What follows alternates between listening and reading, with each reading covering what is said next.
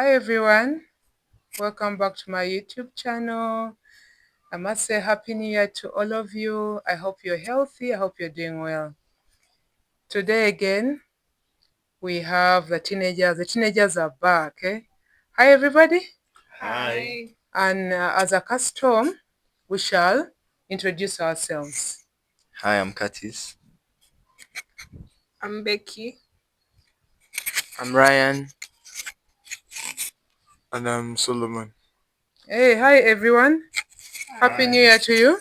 Happy New Year. How is that going? It's good. Happy to be in 2025. Yeah, but try to be audible, please. Our topic today is on parents and family relationships. Enjoy viewing. Thank you. Our first question is, how would you describe your relationships with your parents? Me personally, I think I'm quite close with my parents, but I'm a quiet person, so like if there's no communication, then it will definitely be closer. But I feel close enough. Okay. How would you describe your relationship with your parents? Well, I would describe my relationship with my parents as we are pretty close. We talk, have conversations. Yeah. Okay. Yeah. Ryan?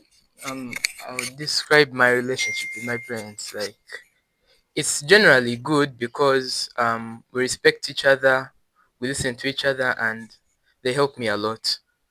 Thank you. Solomon? Yeah, I would describe it as okay, it's basically fine. Yeah, that's it from me. Okay. What's one thing you wish your parents understood about your life? I think they should understand that we are teens, and we have challenges such as balancing school life with friends, and they should be positive with us so that because negativity worsens things, and they should understand we have challenges growing up because we are new to the world and we are understanding. Okay. I feel like they should understand that um, we are not all of us are the same because they compare us a lot with our siblings at times.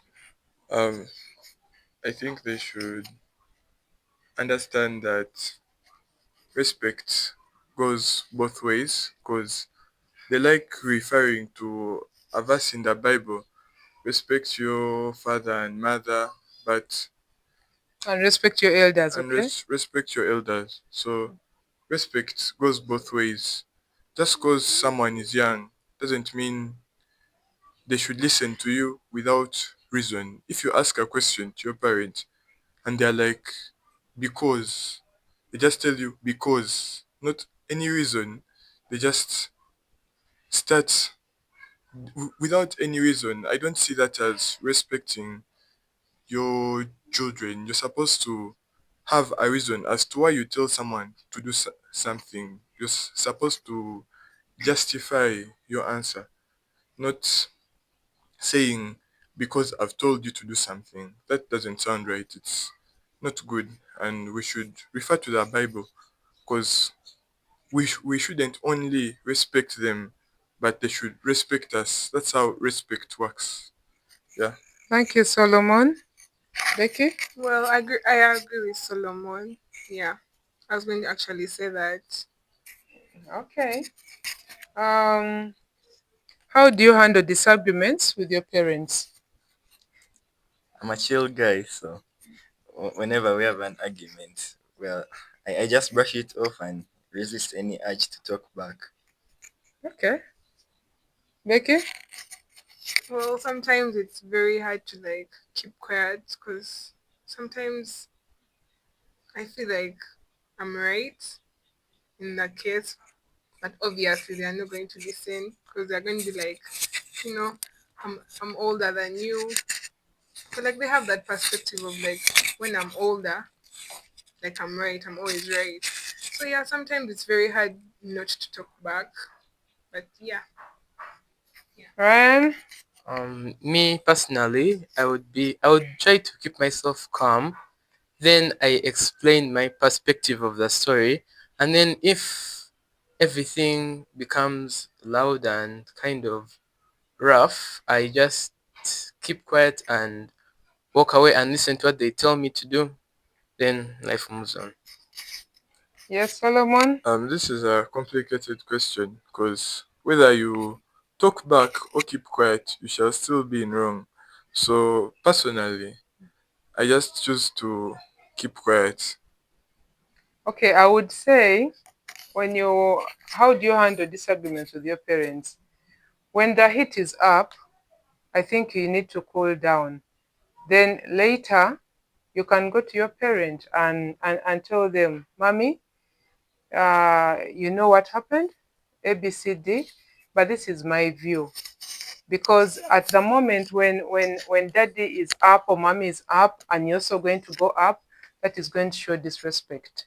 So the best thing I would advise is to calm down and wait when everything has gone down, then you talk to your parents, because it's always good to share and it helps with the next time. Okay, that's my advice.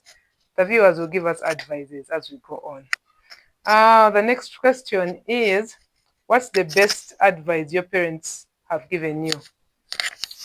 Um, I think the best advice they have given me is okay, like you know how you go to school, they be like, don't compare yourself to other people.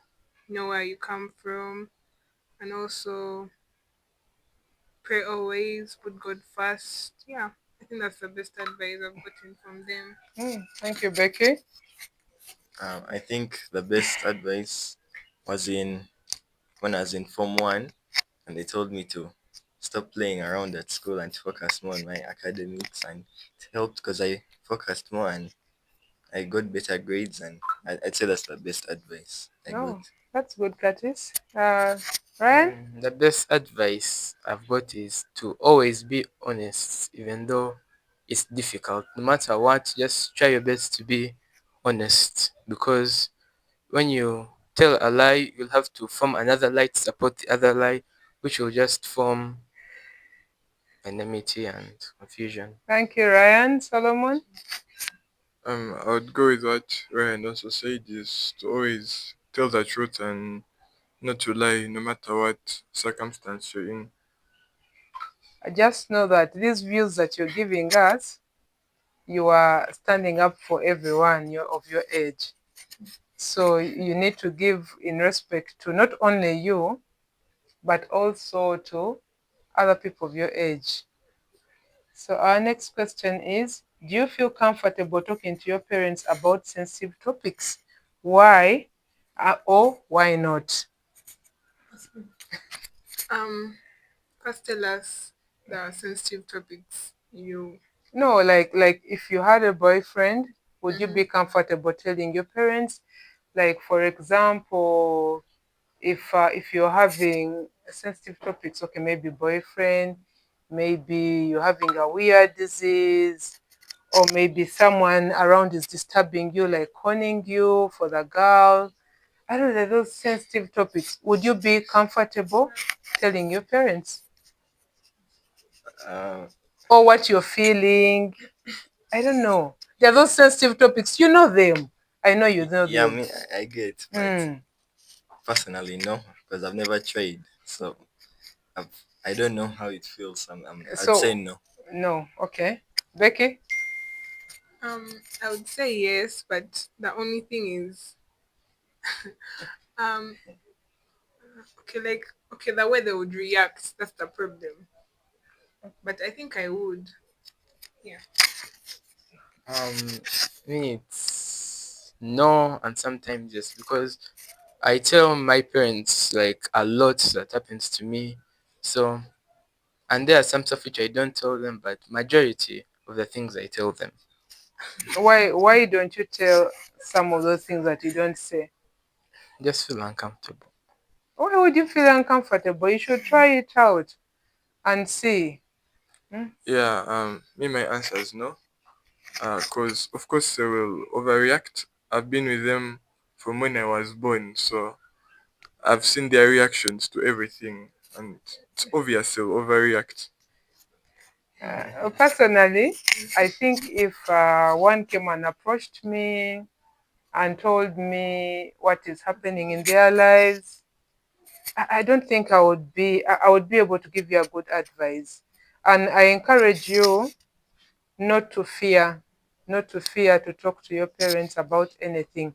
It's very good. Whatever the reaction, it is very good. You better say it than keep it to yourself. Yes, Okay. Becky. Mm. So like if I came to you and Hmm. be like, Mommy, okay, of course I can't tell that because if I come to you and be like, Mommy, I have a boyfriend, what would you like? What would your reaction be like? How would you? What would you tell me? So now I'm answering the question, eh? Yes. Yes. No, for example, if you approach me and tell me, Mommy, I've met this guy and I think we are good together. Sincerely, first of all, I would ask you, how did you get to that? And why at this time? Why at this time? Why don't you concentrate on your books? And those issues will come later. Those issues will come later. I would advise you accordingly. But I wouldn't get a stick and start saying, Becky, how can you get a boyfriend? Becky, this, no. And let me tell you, sometimes you sometimes you really think high about your parents, but you'll be shocked. You'll be shocked how you relate with them when you tell them what you have to say. I'm telling you this. Sometimes you think, my dad is so tough. My mom is so tough. I can't say this. I can't do this. I'm telling you, approach them. Go say, Mommy, I would like to talk to you. Sit down with her and talk to her. You'll be shocked, I'm telling you. So I will still encourage you to be open with your parents. Let's go to the next question. Okay, how do your parents influence the decisions you make about school, friends, or hobbies? Uh, at school, influences maybe on expectations. Then for friends, they always encourage me to make good friends who also make the best out of you. And for hobbies, I think hobbies is a personal choice. So I just play football, play FIFA and PlayStation. Yeah. Well, for friends, I think Loud. I think they'd be like Put the microphone here. I think they'd be like um um have good friends who are going to like build you, something like that. Yeah. Okay, too soft. Um, my parents tell me to prioritize academics and I should make friends who have similar goals in mind. And for hobbies, they tell me that I should do something that is healthy. I shouldn't only have indoor hobbies but also outdoor hobbies. Um, I think they just influence maybe school, where they just tell me to read and do my best to make them proud because I don't want to disappoint them. And on the friends, no, my parents don't influence the type of friends I make, and my hobbies, they don't influence any of that. Maybe table tennis that my dad plays. That's the only thing that they might influence me to do. Yeah, that's Okay. it. What boundaries do you think are important between parents and teenagers?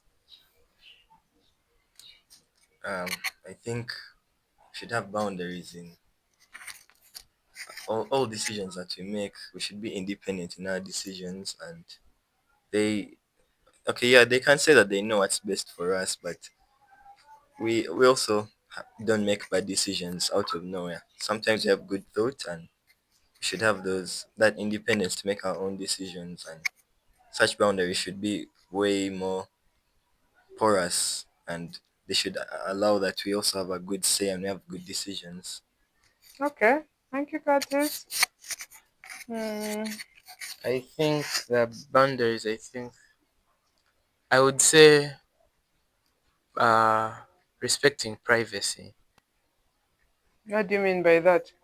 Like you can't have your, let me say, mother come inside your room and start randomly checking your stuff, like your underwear drawer, uh, checking your books, because sometimes you may organize your stuff in a specific way so that you don't forget anything or your things stay organized. Then out of nowhere, let me say you're not home, they come, they tamper with your stuff, they claim to have organized them, but really it's disorganized. Like not how you, okay, like not how you're used to having your room or anything else. Ryan, okay, before Solomon can say anything, uh, personally, I think parents have the right to your room because, anyway, that's how they discover certain things. Personally, I would go to your room and check your things and even pack them and organize them. But let's leave that to the viewers. Yes, yes, My, please. I say that because I like drawing a lot and writing. So sometimes I can leave my art books and my notebooks in a particular part of the room. Like I've piled them together and I've organized them. And then when I come back, like they told me that they reorganize the stuff. Then when they told me that they put the books in this box, some others in this box, some others this side, it gets confusing. And sometimes I've actually not found all of my books that were missing, and sometimes they have some important stuff that are kept. Okay, thank you, Ryan. Boundaries. I think like I think they shouldn't just.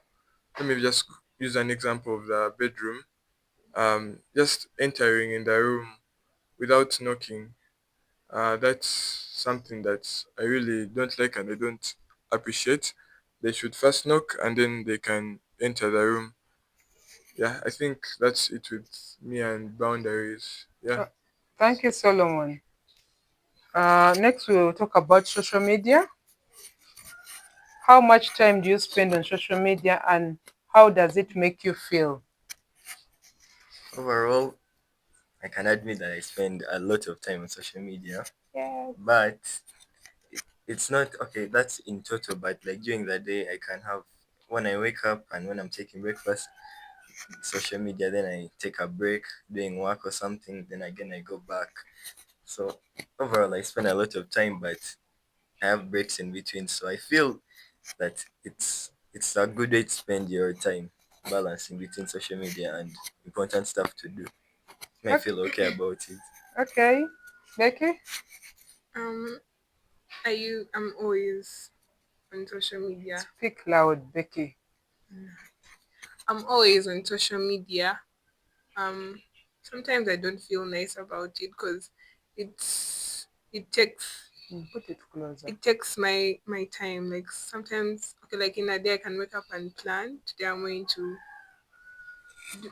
like do work or something like that. But when I get onto the phone, like it takes me off. So yeah. Yes, Ryan.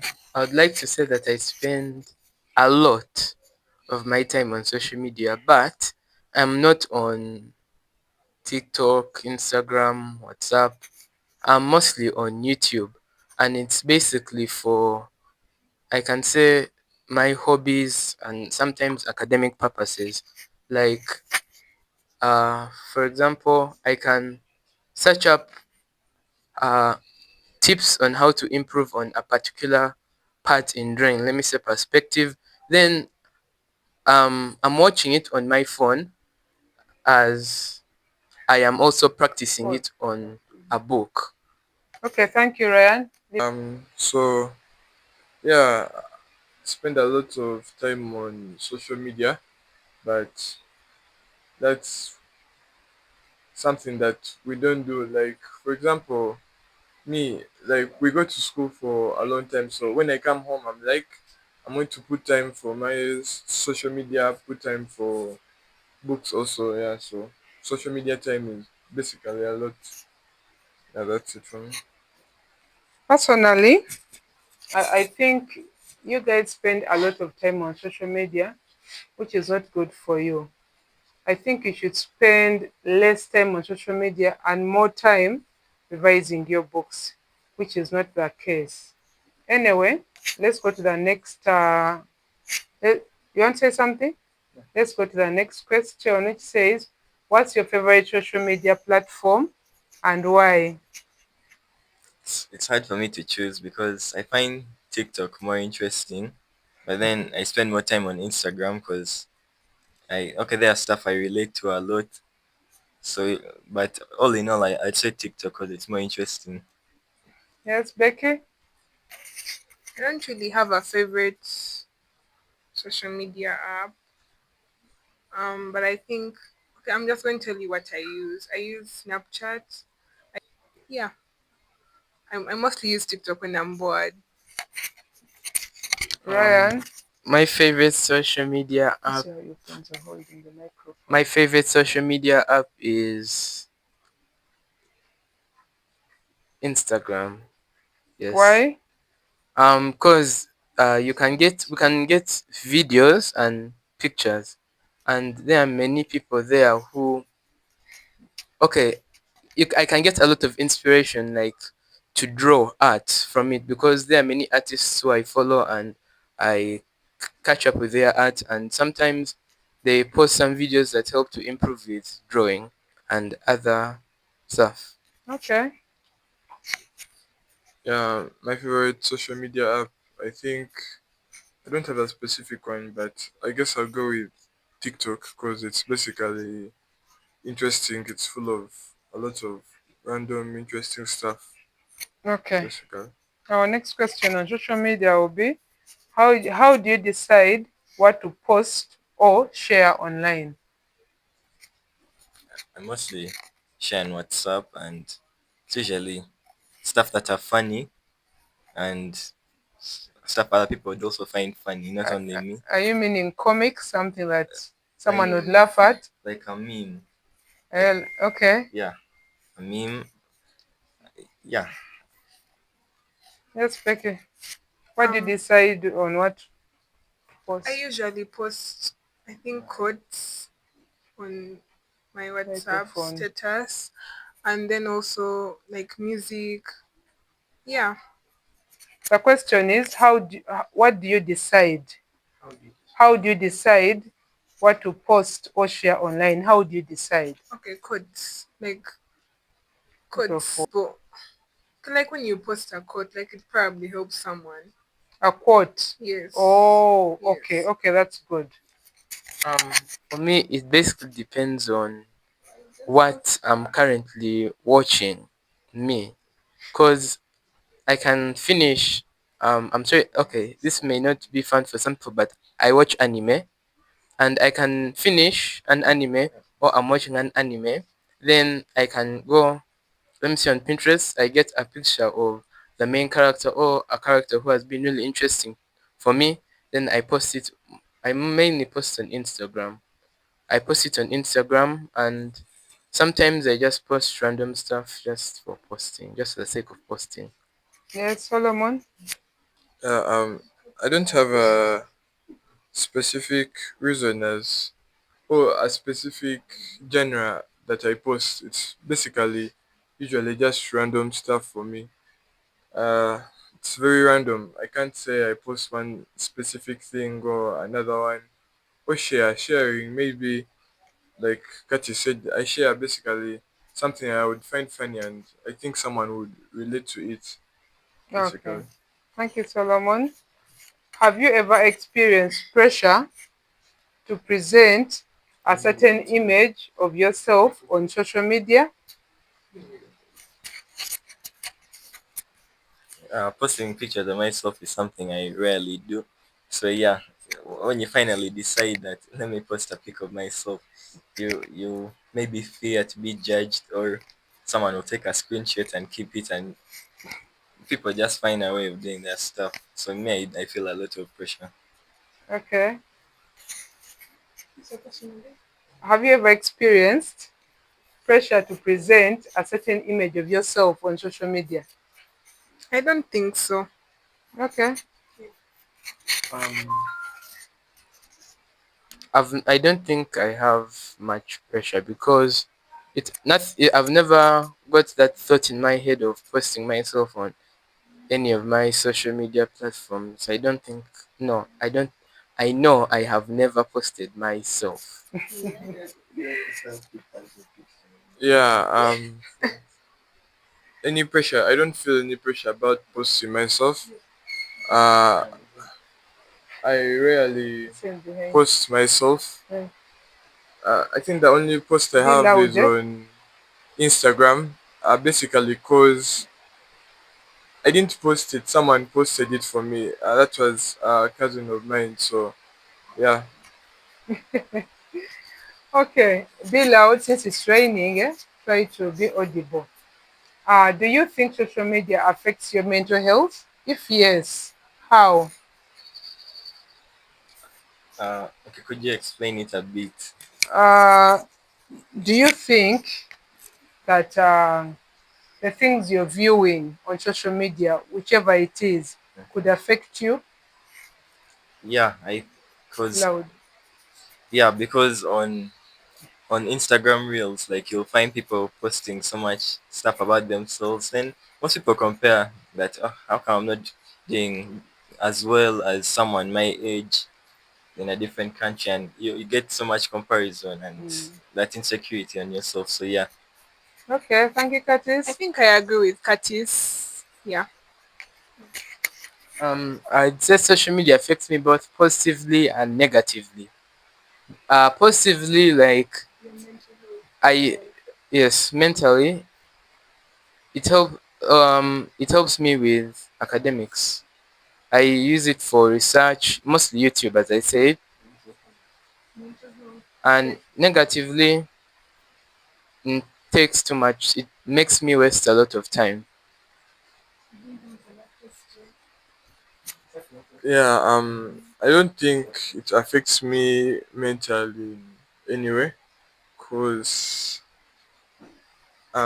I've been like part of the advice, like they were saying, was that don't compare yourself to others because you're in different conditions. So yeah, I don't think it affects me mentally in any way. Okay, maybe I could pose it this way. There are sometimes they send funny images. You mean those images don't affect you? what Funny images? images like people fighting, people struggling, funny animals, a snake with don't you think your mental health will be disturbed? No, No. no. Okay. How do you handle negativity or toxic behavior online? Great. I think that's the next. The Loud. That is. the toxic behavior online that I've faced is usually on comments. Like when you comment something someone disagrees on any app, like mostly Instagram, they'll respond, and to me, I don't really care because that person doesn't know me. I don't know them, so I just brush it off also because they're very far away and we don't know each other. That is a good way of handling. Well, I Mm, think I just ignore. That's the best thing to do. okay. I think I would go with Curtis. Uh, Most of the negativity I get online is on Instagram. The comments, like when I in my first Instagram account, some like, I will only post only anime, and some people will give me some negative comments like anime is fake, stop watching, you're wasting your time, it's useless. So I would what I would do, I would just chill. I'm Mm, like, I'm done posting it, not you. So let it be fake for me, not you. So okay. So those comments won't discourage you to post anymore. no, I still post. Okay. Yeah. How do I handle the negativity?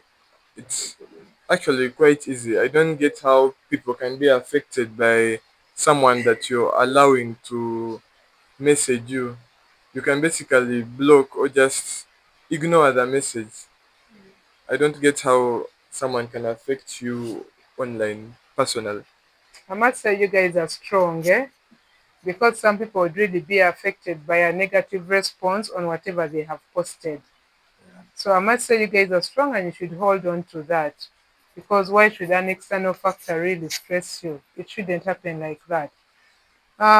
Do you ever talk to your parents about your social media life? No? Okay. I don't know. I don't remember. But I think so sometimes. Okay. Not really, unless they ask me. Okay. Yeah, I don't do that. Okay. How do your parents monitor or set rules around your social media use?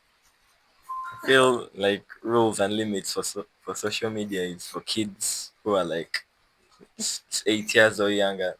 But for us, I don't have any. Okay. I also don't have any. Okay. Sometimes daddy checks my phone, like I can leave it on the table, then I come back and I find him going through his, but I have no problem. So I leave him to go through everything he needs, then he gives it back to me. And sometimes he may need my phone to like do something.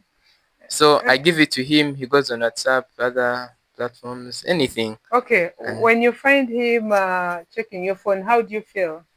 I'm like, okay, but he should have first told me that he was going to check. But have you told him so? And no, I don't really have a big problem with it. Okay. Okay. Solomon, have you Um, ever talked to your parents about? No, no, no. How do you monitor your parents? How do your parents monitor or set rules around your social media use? like Katy said, I think that's like for the younger people who might not know what's good and right. So I have no restrictions on social media. Wait, are you telling me that you guys here know everything that is good and everything that is bad on social media and you can control? Yeah, Yes, basically. basically. For real? Yes, Okay. for real. Okay. What would you like your parents to understand about your social media habits? Yeah. What would you want your parents to understand? Because if you're always on social media, most of the day you're on social media. So what would you like your parents to what? To understand about your social media habits? Um, I'd like them to view it as not the way it's stereotyped that social media is rotting your kid's brain. Social media is making them lazy. They should not do it in that stereotypical way because they also use it, and I'm sure you use it, Auntie Mimi. Yes, yes, I do. Yes, Yes, I so do. your experience on social media is very similar to ours. Okay. Well, I agree with Katis. Yeah. Again, the question. What would you like what would you like your parents to understand about your social media habits? Um, for me, it's basically Loud. I would like them to understand that I basically not only but mostly use social media for what I was talking about earlier about my hobbies and academics.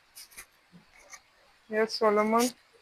Yeah, I don't think, personally, I don't think there's anything for them to understand because there's nothing, I feel like there's nothing they should understand there.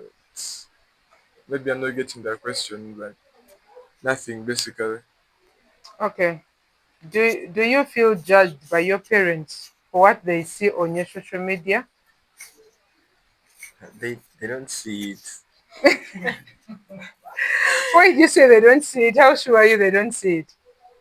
because I don't post. They are blocked. They are blocked. They're not blocked. Just Well, what's the question? Do you feel judged by your parents for what they see on your social media? No, I don't. But do they see what is happening on your social media? Don't you like view my Instagram, my Snapchat, my WhatsApp status? Okay. Um, The only person who uses the stuff on my social media is Daddy. Daddy is the only person who takes time to watch and read everything. But mommy can. Okay, the times I see her, she can just continue. Like she just sees goals. Like she doesn't read or watch the full thing. First of all, I don't post on social media, and secondly, they are blocked from some stuff on my WhatsApp. Yeah. How can parents and teenagers find a middle ground when it comes to online privacy and boundaries? I can read that again. How can parents and Explain. teenagers find a middle ground when it comes to online privacy and boundaries? A little explanation. Intervention, like your parents are going to intervene into your social media. So, what is the middle ground? How far should the parents go? How far should you go?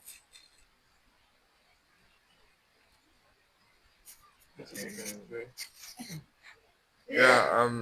Personally, I don't see a problem with them checking my phone. If that's what you mean by the middle ground, because they might be suspicious of something, but personally, I have no problem with that. They can check my phone if they want, but yeah, I think that shouldn't really happen. Because why would you be so suspicious about someone that you've told not to do something? It's good to have a little trust and yeah, let them do what they have and learn from their mistakes.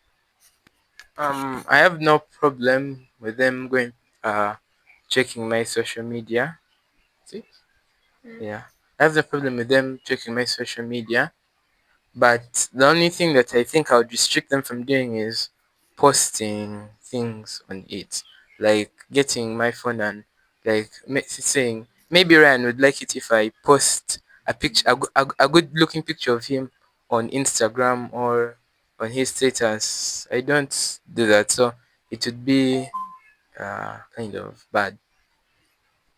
But then, why would they get your phone and like post Exactly. a picture of you like without your consent? Exactly. That's what So I'm like thinking about. Has Like any of them done that? that doesn't make sense.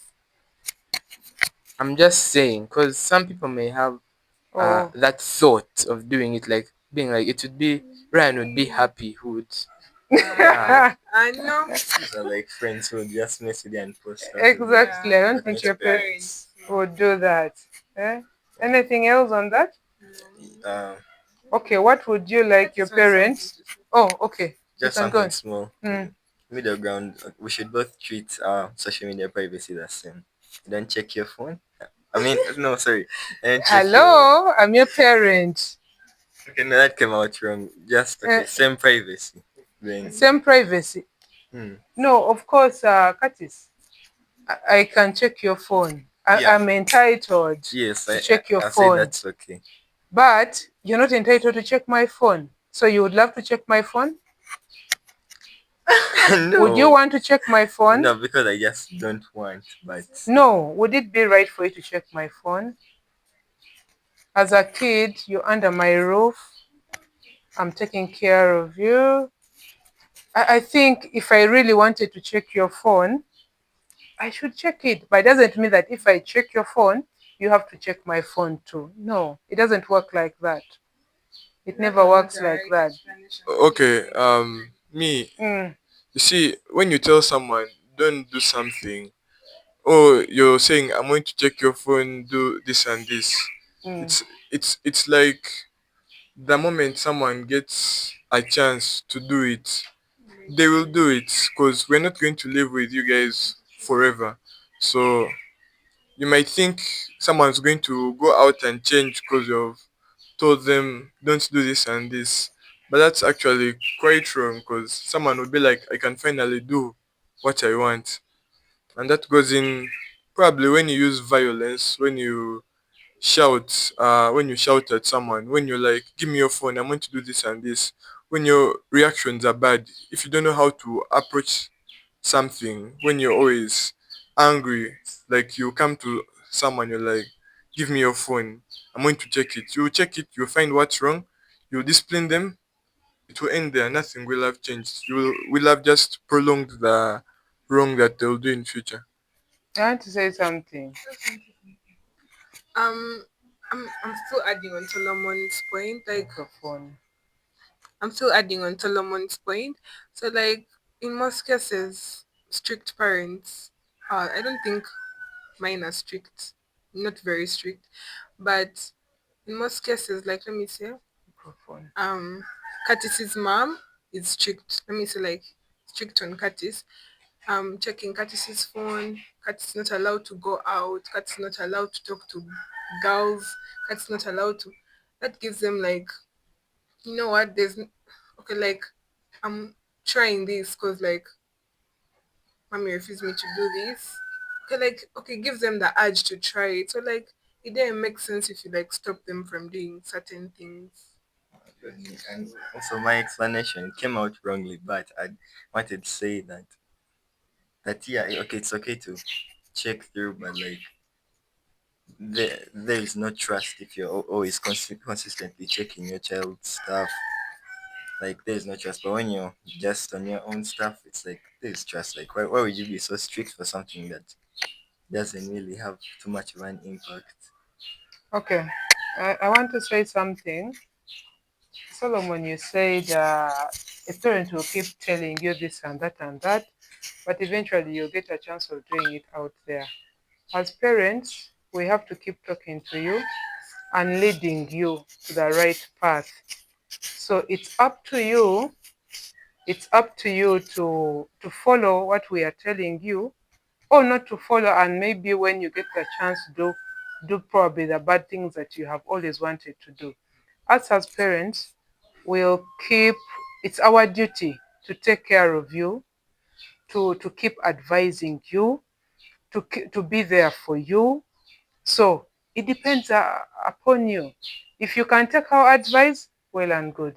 If you don't take it, well and good, or well and bad. So when you go out there and you say, "Oh, my parents never wanted me to do this. I will not. Now I've got the chance. Let me do it." You will suffer the consequences. I don't know. I don't know whether you get that, but just know as parents, we'll always try our best to do the best. For example, like I've always told my children that provided you're still under my roof, Sunday is prayer day. We have to go and pray. As a must, there's no choice about that. Unless you're sick or unless something is wrong with you. But if you're healthy, you're clear headed, as a must, everyone has to go to church. So the moment you leave my roof and you're living out there alone, it's up to you. It's really up to you to choose what you want to do, provided I've guided you for all these years. Yeah, me as not as basically saying approach by the way, Mm. because if you approach someone calmly, when you're not shouting, you're calm. You're like, let us talk about this. You've done this and this. It's wrong, right? You've done it again because you're human. We make mistakes. You're wrong. No need to approach someone in a violent way. That's the factor that can make someone maybe misbehave. But if you approach someone calmly, they will really do their best not to do wrong because violence doesn't fix anything at all. That's right. Shouting, getting angry, that won't fix anything. That's not getting anything done. So, yeah, that was No, that is basically me. true, but sometimes situations happen, and normally there's that high pitch, which happens. It happens, yes, but when you realize that, you calm down and sort out things. Okay. Do you think social media connects or divides families? What do you think about that? Do you think it connects families? Do you think it divides families? Some social media platforms, okay, most of the time I'd say it connects because video calling, using social media, it has helped to connect people who are living distant overseas. Hmm. So in that way, it connects and I won't say it divides. I think it connects as well. I think it depends on the family. What do you mean, Ryan? Okay, like um some let me use siblings. Some siblings may not be in good terms, and sometimes they can. Let me say I have a bad picture of Becky.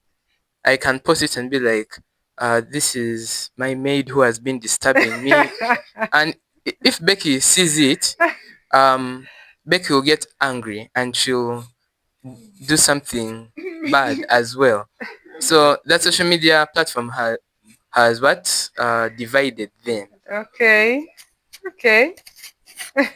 Yeah, I think social media basically joins because you have the groups where you can all talk and yeah, you can communicate with people that are not near you easily.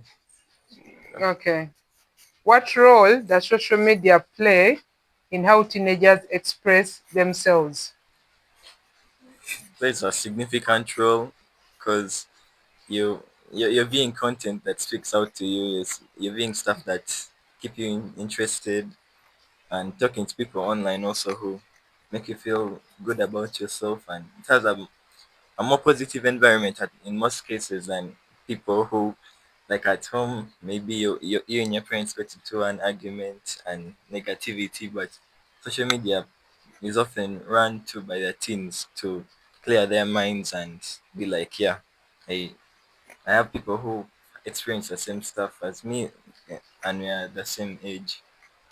Okay. I feel like social media helps people to like be confident, I guess, Like, because um like if I don't know how to explain it really, but it helps like confidence and also like helps people like know that I'm not the only one in this situation. Like we're in this together, something like that. okay. But Ryan, pardon the question. does social media play in how teenagers express themselves? Okay. Um, I think I would agree with what Becky had said earlier. I think I would agree with what Becky had said earlier. Yeah, it doesn't really. I don't know. I'm speaking for myself. Basically, it doesn't really determine how I act. Basically, it's just influential, though. Yeah, it can make you do stuff like trends, all of that. Yeah. So, how do your friends and family react differently to your social media presence? My friends are happy. We're talking to each other, video calling each other, interacting, and family usually has a negative view. This guy is always on his phone, on her phone. Okay. Well, it creates a good bond with family and friends. Yeah. Ryan, how do your friends and family react differently to your social media presence? Uh, my friends would take everything well, because we talk to each other, we share memes, yeah. My family, I most of them are not so interested in the things that I like. Okay. Yeah. It's basically what all these guys have said. I'm just repeating what they have said about your friends are basically happy. You're talking to your friends. You're keeping in touch. You're talking about schoolwork, the whole research thing. You're talking to family members who you haven't talked to for a while. So yeah, it's good. Okay, we're going to have our final question. And the final question is, I expect you to be audible enough because I want the parents to listen to this. You have to be audible enough. The question is, what advice would you give to parents about raising teens in the digital age, in this era? What advice would you give a parent? I'd advise from a young age they should first restrict them for like their first few years until they need like an iPad to keep them entertained, and they put restrictions on that device they've given their teen. I mean, they're kid, and then when they're in their teenagers, they should give more trust to them and like know that they have molded them up very well, and they can be trusted to use social media. Because if you're raising your kid in a Bible environment, worshiping good morals, then they'll have no reason to make you regret for giving them their devices in the digital age, and can make them not get addicted, putting some curfews on the use so they're like, okay, I can spend a few hours and then do something more productive. Thank you, Curtis. The question is, what advice would you give to parents about raising teens in the digital age, in this era?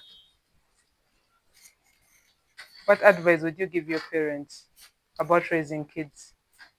I think when you're raising kids, like Kati said at the beginning, the restrictions on their tablets and stuff like that. And I also think if they are like they should bring them like closer to God and stuff like that. Like in that way they'll have morals and stuff. Just like Kati said. Um Yes, Ryan. And advise parents to be open-minded. They should educate their children about the the importances negatively and positively about social media, and they should also focus on building trust by talking to them about what they should do and what they should not do on social media than putting very strict rules. Thank you, Ryan. I think parents should, of course, what Curtis has said is alright, and Ryan also.